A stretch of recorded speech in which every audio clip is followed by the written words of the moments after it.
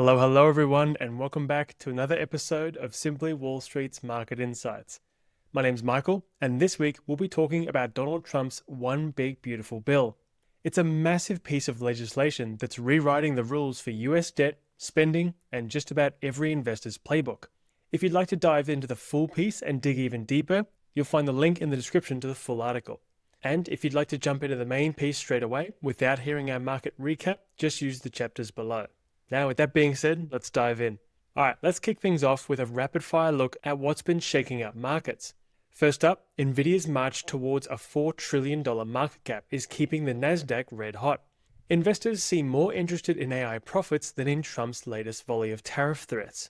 With the White House pushing its tariff deadline back to August and trade talks rumbling on, tech and growth stocks are still running the show. Volatility has dipped, bond yields have slid, and even some trade-sensitive stocks have joined the rally. As long as the AI story burns bright and tariffs seem more bark than bite, the bulls seem to be in control. Switching gears, CoreWeave just inked a $9 billion all-stock deal to acquire Core Scientific. They're betting big on AI infrastructure, swallowing $10 billion in lease obligations to grab a giant data center footprint. The market is not convinced yet. Both stocks dipped on the news. And with CoreWeave's share price on a wild ride due to its small float, arbitrage is off the table, at least for now. The real test is whether CoreWeave can hold its value once the IPO lockups expire, all while integrating a company that is fresh out of bankruptcy. High risk, high reward. It's a classic AI play. Over in China, Starbucks is attracting bids that value its China business at up to $10 billion. Investors still crave exposure to Chinese consumer growth, even as challenges mount. Starbucks is hanging on to at least 30% ownership, hunting for partners who can help fend off fast-moving local rivals like Luckin. The action here is twofold. Private equity wants a piece, and Starbucks could unlock capital for buybacks or global expansion. But competition and rising costs mean whoever wins will need deep pockets and serious local savvy. Back in the US, Trump just slapped a 50% tariff on copper, effective August 1st. This is aimed at boosting domestic production, but it also means higher costs for manufacturers across sectors, from autos to semiconductors. Domestic miners might get a lift, but for manufacturers, it's a margin squeeze. Keep an eye on inflation hedges and US copper plays. And Trump isn't stopping there. He's hitting Brazil with a 50% tariff and launching a new trade probe, turning up the heat on a major US trading partner and sending global tariff rates to levels not seen in nearly a century. For investors, this spells headline risk and a watch list of possible winners among US producers and losers in export-heavy emerging markets. Now let's dive into the main piece, the Big Beautiful Deficit. Trump's One Big Beautiful Bill, or OBBB for short, is now law. The headlines are all about stimulus, tax cuts, new incentives, and a wave of government spending. But the real story is what's brewing beneath the surface, trillions of dollars in new government debt. Let's start with tariffs, since they're piling up fast. The 90-day tariff reprieve has ended, and new levels are hitting almost every major trading partner. The US is imposing tariffs as high as 50% on countries like Brazil, as we mentioned, and up to 35% on certain Chinese goods. The EU is scrambling for a deal to lock in a 10% rate, but the clock is ticking. These new tariffs are stacked on top of existing duties, compounding costs for US importers and exporters worldwide. And if that wasn't enough, Trump has threatened a 200% tariff on pharmaceutical imports and doubled down on copper. What's the short-term impact? Well, a fresh wave of inflation risk.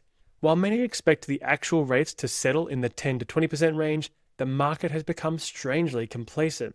But underneath, the cost of imported goods is rising, and the ripple effects could hit everything from cars to semiconductors to your morning cup of coffee.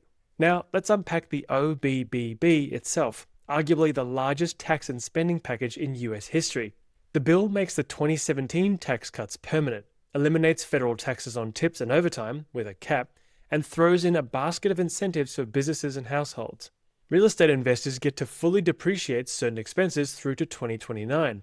Semiconductor manufacturers are being wooed with up to 35% in tax credits for building US fabs. Manufacturing and reshoring get a boost, but tariffs could eat into those gains. On the spending side, the bill allocates eye-popping sums for defense and immigration, while energy policy gets a major shakeup, phasing out renewable incentives in favor of oil, gas, and nuclear. The Inflation Reduction Act is out, and so are renewable credits, which means utilities will see higher costs and consumers can expect higher electricity bills. Oil and gas producers, meanwhile, get a tailwind, but global prices could change the equation in a heartbeat.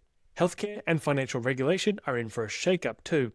Medicare and Medicaid face $1.5 trillion in cuts, mostly taking effect after 2026. Hospitals, insurers, and low-income Americans will feel the pinch unless consumer behavior changes. The Consumer Financial Protection Bureau sees its budget slashed, a win for lenders but a risk for systemic stability. So here's a big question for investors. What about the debt? The Congressional Budget Office projects OBBB will add between $3.4 and $5 trillion to the national debt over the next decade.